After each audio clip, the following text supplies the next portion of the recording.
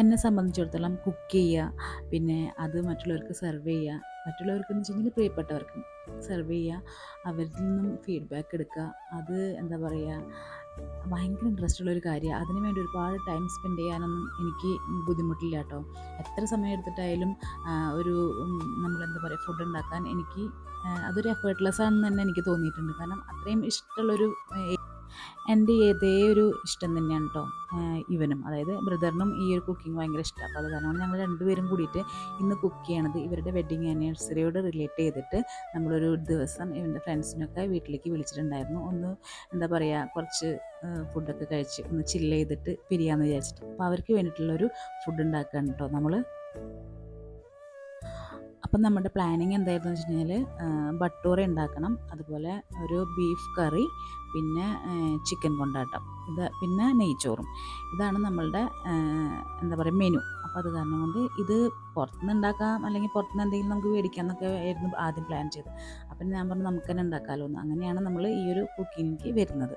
അങ്ങനെ എന്താ പറയുക, ബീഫ് കറി ആദ്യമായിട്ടാണ് കേട്ടോ ഞാൻ തേങ്ങ അരച്ച് വെക്കുന്നത്. അങ്ങനെ വെക്കേണ്ടി വന്നിട്ടില്ല, കാരണം ഇച്ചിരി കറി ഉണ്ടായിക്കോട്ടെ എന്ന് വെച്ചിട്ടാണ് ഇങ്ങനൊരു പ്രിപ്പറേഷൻ.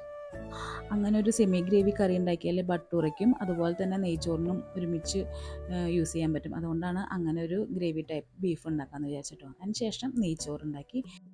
നമ്മൾ ഈ ഒരു പരിപാടി പ്ലാൻ ചെയ്തേക്കുന്നത് ഈവനിങ് ടൈമിലാണ് കേട്ടോ. ഒരു 8 o'clock ശേഷം ആണ് നമ്മളിത് പ്ലാൻ ചെയ്തേക്കുന്നത്. കാരണം ആ സമയമൊക്കെ ആവും വീട്ടിലേക്ക് അവർ എത്തിപ്പെടാനായിട്ട്. കാരണം വർക്ക് സൈറ്റിൽ നിന്ന് വീട്ടിൽ വന്ന് ഫ്രഷ്നപ്പ് ആയതിനൊക്കെ ശേഷം വേണ്ടേ തിരിച്ച് നമ്മളുടെ അടുത്തേക്ക് എത്തിപ്പെടാനായിട്ട്. അപ്പോൾ അത് കാരണം കൊണ്ട് ആ ഒരു ടൈമായിരുന്നു അവർക്ക് കൊടുത്തിട്ടുണ്ടായിരുന്നത്. അപ്പോൾ അതുകൊണ്ട് തന്നെ ഞങ്ങൾ ആദ്യമൊക്കെ ഭയങ്കര സ്ലോവിലായിട്ട്, അതായത് എൻജോയ് ചെയ്തിട്ടൊക്കെ കുക്ക് ചെയ്തു. പിന്നെ സമയം പെട്ടെന്ന് അങ്ങ് പോയി തുടങ്ങി, ഇതൊക്കെ ഉണ്ടാക്കണ്ടേ. അങ്ങനെ പിന്നെ ഹറി ബറിയായിട്ട് പരത്തുന്നു, ചുടുന്നു, എന്താ പറയുക, എല്ലാം കൂടെ സെറ്റിൽ ചെയ്യുന്നു. മൊത്തത്തിൽ അങ്ങനെ നമ്മൾ ആ ഒരു ആംബിയൻസ് ഉണ്ടാക്കിയെടുത്തു കേട്ടോ.